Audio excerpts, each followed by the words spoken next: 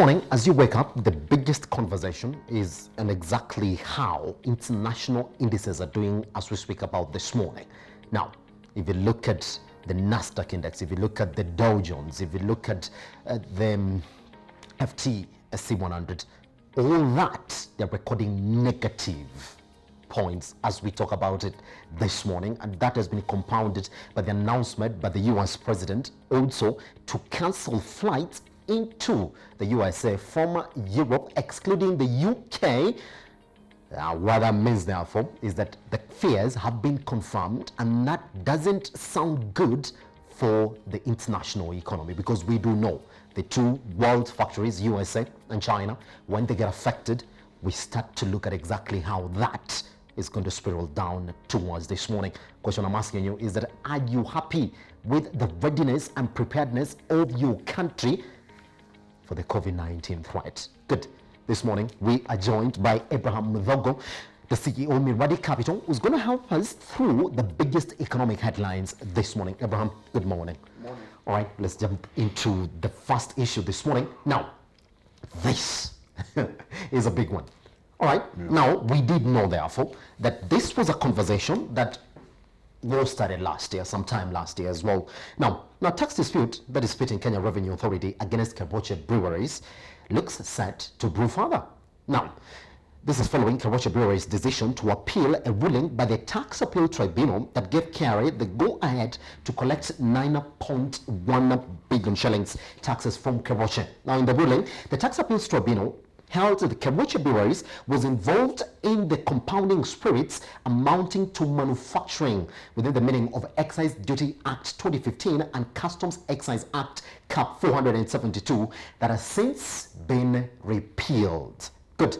Keroche, however, argued that diluting its Crescent Vodka brand with water to make it the Vienna Ice brand and vodka did not amount to manufacturing of a distinct product for which excise duty was payable.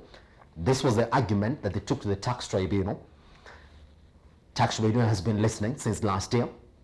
It seems again that they are convinced that this was a distinct manufacturing process as contained within the Act of 2015 and Excise Act of 472. Good. They've said they're going to appeal. They've started appealing. So KRA yet to get the money, but according to the tax tribunal, they do have the 9.1 billion shillings that they were looking for. I want to take you back a bit, Abraham, to where all this started from. I mean, it even started before the Finance Act 2019 was actually signed into law.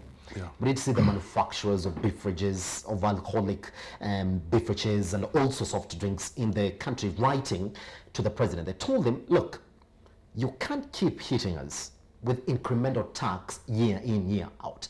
At one point, you have to sit back and say, let's find a workable way out of this. We know you want the money. We give you the money, but don't go like this. Good.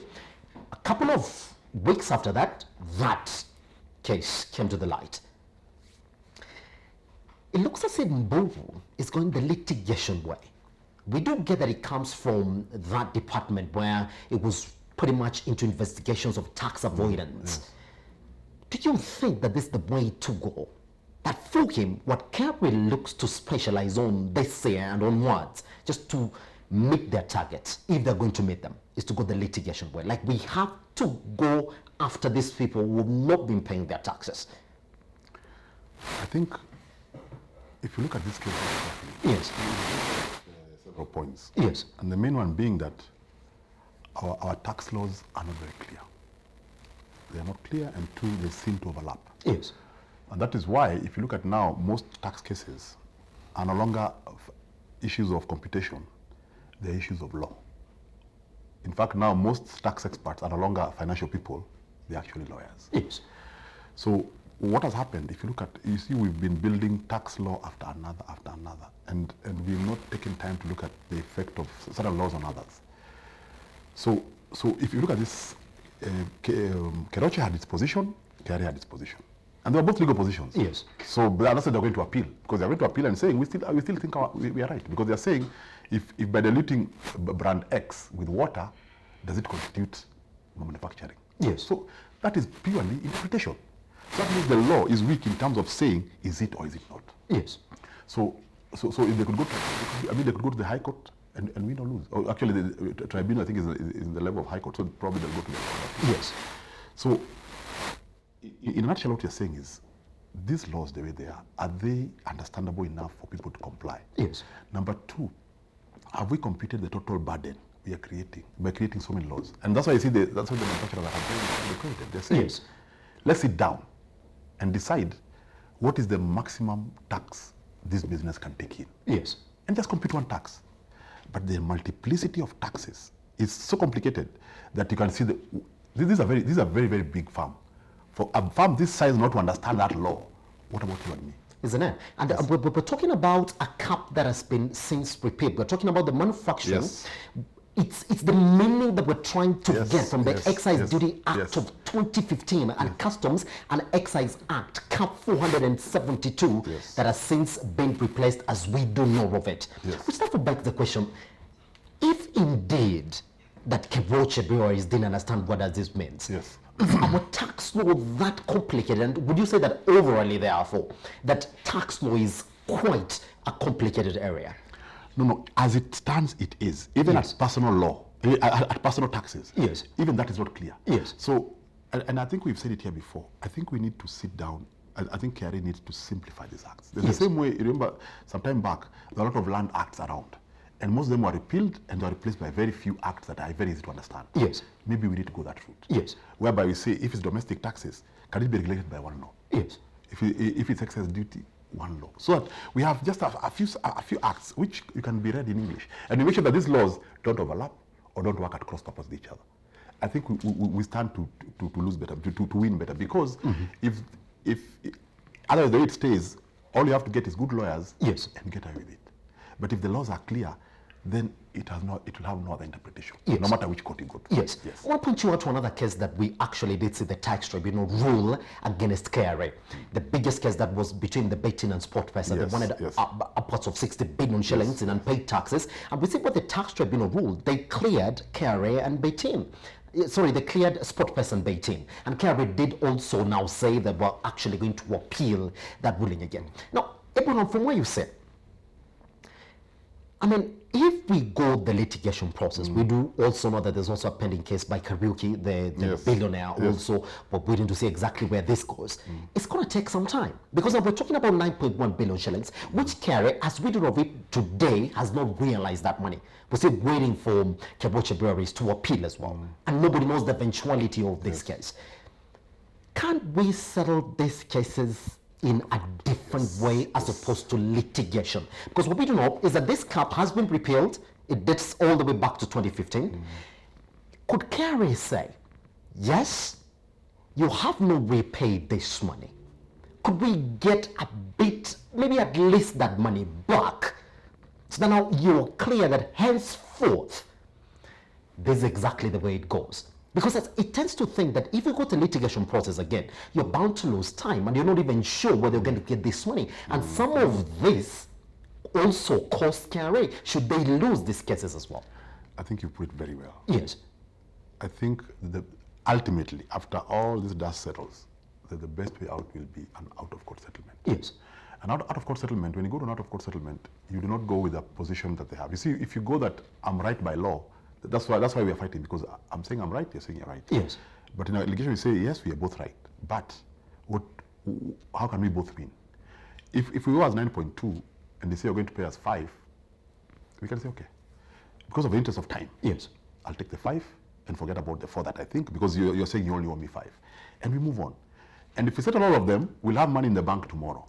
But this one, as you're saying, we could do the 9, they could have an order for 9.2, go to Court of Appeal and lose it. Yes.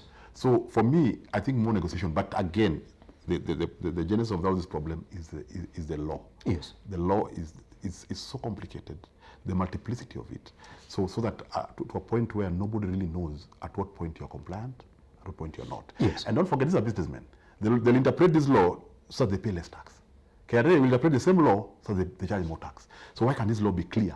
So that if it says 5 has no other meaning other than 5. Yes. But if you use other legalistic language, to define numbers, that's what happens. Pretty much. Yes. Yes. Lastly, therefore, for somebody listening to you this morning, I want to point you out to BAT when they were just releasing their results this year. Yes. They said that, well, most of these profits that we're posting could have been better. But just because of the incremental tax that we're getting into this sector, you don't expect for us to really continue to perform that good. Same thing. We also did see the beverage manufacturers also running the president last year. They're telling him, you have to think of a different way to taxes because you can keep on hitting us with taxes left, right, and center. This is another way, therefore, we're going to talk about if this goes into Keroche breweries, then we're going to talk about different numbers again when they're going to give us their results. Is there a way that we can approach these industries in Kenya separately? Because it looks as if that every time the government wants to get money, it knows the best, surest way to go is to hit them with taxes. And what is the eventual feeling, therefore, even when we look at bringing in investors into the country? Are we pushing them away, or we're creating it good for them to come in and actually get to invest in these industries? If you look at the way we are doing tax now, yes, we seem to be punishing the compliant people. Because since BAT or Keroche or wines of the world are well structured, yes, it's very easy to know how much they are making and continually pound them. But the issue is a lot of people out there are consuming public goods without paying for them. Yes. So a lot of people are not paying taxes. So the conversation should shift there. How come such a big sector, especially of the SME, and at the individual level, people are not paying taxes? Yes. How come they're getting away with it? Yes. And there may be more money there than looking for following this kind of money, because this kind of money you may have it or may not have it. So the most sustainable way is to go to the blue ocean, yes, and find out why are these people not paying, how come they're getting away with it, and follow that up. But the way we are continually pushing the corporates, that's why you see that some of them are starting to relocate. Yes. And the ones who want to come, when they look at the tax regime and look at this kind of cases, they run away. That's exactly what it is that we're talking about, isn't it? All right, now we're just going to leave it there because we do expect that Keroche Breweries is going to appeal this ruling by the tax tribunal. According to law, yes, they can appeal this. So we're going to see exactly how this also goes on. Now let's move on to our next story this morning. We're talking about exactly how British oil explorer Tullow Oil is locked in a vicious fight with Kenya over the London Stock Exchange listed firm's demand for 204 billion shillings as compensation for its 6-year works in the Turkana oil fields. Now, the Ministry of Petroleum has rejected Tullow's compensation bill, arguing that it was excessive and not justified. Now, oil firms recover their exploration costs over years once production and sale of the commodity starts, which in Kenya is planned for 2022. But Tullow requires commitment from the government that Kenya owes the firm 204 billion and wants to use the pledge to sweeten the offer for the sale of its stake. Tullow, which has 50% stake in the blocks 10 BM and 10 BB and 13th in the South Lokisha Basin, submitted the compensation bill last week. Now, the exploration bill has been the subject to speculation for years following delays by the government to hire a firm to audit the costs. Now, Kenya hired an undisclosed firm in 2016 for the audit whose findings are yet to be used to challenge the Tullow bill. A lack of agreement on the compensation could force Kenya and Tullow to go for arbitration in the UK in line with the crude oil exploration contract. Good. What does this agreement, therefore, over the bill say about the government of Kenya's dealings with Tullow Oil? It looks as if it's a straight issue, but now it's getting a bit complicated. Did we jump too fast into this business, because that now seems to be the concern for everybody? I think you remember when Tullow was coming on board. Yes. Even the law was not there. That's yes. when we were fumbling with how do we deal with oil in Kenya, because it was a new thing, and we were even talking about how do we share the revenue around. Yes. But remember, the agreement between the government and Tullow is not a public document. So you and I don't know what was agreed in that document. Yes. But you can see even the firm that was hired in 2016 to audit is also undisclosed. Yes. So there's a lot of shrouding of mystery around. And we haven't seen Yes. the findings of the firm. So there's a Yes. lot of mystery there. But what this tells us, looking at that document, is that maybe we're not clear about who was to pay what, how, which. Yes. Now, a background of this is that we are now at the early oil production, where we are supposed to be doing 2,000 barrels a day for the next 2 years. And the idea is to make sure that we test all the wells and make sure that they are ready for full field production. Yes. In oil exploration, what normally happens is the company goes in to explore at their own risk, but with an agreement that if you find oil, then the government of the day will take up its share in retrospect. Yes. And that's what's happening now. Now the government is calling up its share in retrospect because you found oil, our share kicks in, but we have to pay for it. You see now that the payment is coming in. Now the issue is of how much. You see, again, as I'm telling you, with the moment you use legalistic language to define numbers, this is what happens. Yes. If you don't define numbers in absolute terms. Yes. So now they're saying about $2 billion. The government is saying less. But if you look at the 2 billion in absolute numbers and in terms of what is there, it's not a big number. But the question is, what are we looking at? We're looking at it based on what? Yes. Or comparing it with what? So this is a clear case of where, when we are signing, as you're saying, we're jumping in too fast. You put it very well. And maybe would have a better discussion if this document was made public, so that we see what exactly was agreed. Yes. Because the objective is that for the government to get, for the government and government is me, you and I, to get our share in retrospect. Yes. in this vehicle. Don't forget, Talo now wants to jump out. So basically what they're doing, they're trying to sweeten this deal for the guy they're going to sell it to. Don't forget the oil market now is hit rock bottom. Yes. I mean, $26, $27 a barrel is very low. But Talo also is having their own problems from their parent company, which now are spilling over to us because they need to exit. Yes. But for you to exit, you have to show what you're selling. So they cannot sell it the way it is now because they have to sell it saying that the government has agreed to this amount. Yes. So now, if it goes to arbitration, that's the worst thing. That's the worst that can ever happen to Kenya, because your first case of oil has gone to arbitration. So how will you ever attract another person? So the government should try all it can, even if it means swallowing this pill. Yes. For the sake of the future. Yes. Because going to arbitration, arbitration will be the UK. Yes. Talo is from the UK. Yes. So I'm not saying anything, but what I'm saying, most probably they'll win. And because knowing that they have been in this game for long, probably they skewed the contract to their favor. So at the end of the day, I think for us, we need to set the right investment tone. Yes. That when you come to invest in Kenya, we honor our word. Yes. But this goes to arbitration. What we'll be sending out there is that we are people who change our mind. We are people who shift goalposts. Not good for us. Now, for any Kenyan listening to you, Abraham, this morning, you like to understand why probably some of these contracts that we're talking about here are pretty much private. And is it possible for us that for Kenya, therefore, to decide, good, we can give this contract to a different investor? Ditch Talo, because we know they're a company that are struggling with their finances and management as well, and then pick up another person in the process? Or is it because now that we're so much tied with private contracts to the point now it gets very hard for Kenya to move out? And I want to point you out to what Talo was saying the other day, that when we look at exactly what Kenya has done around our belts for oil, they're complaining about bad climate and bad roads and all that. Is it a company just trying to move out of Kenya, whether we like it or not? Because they know they've got us.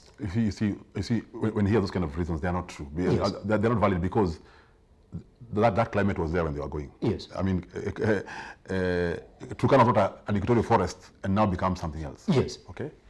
But there are things that are very clear. Yes. That Talo wants out.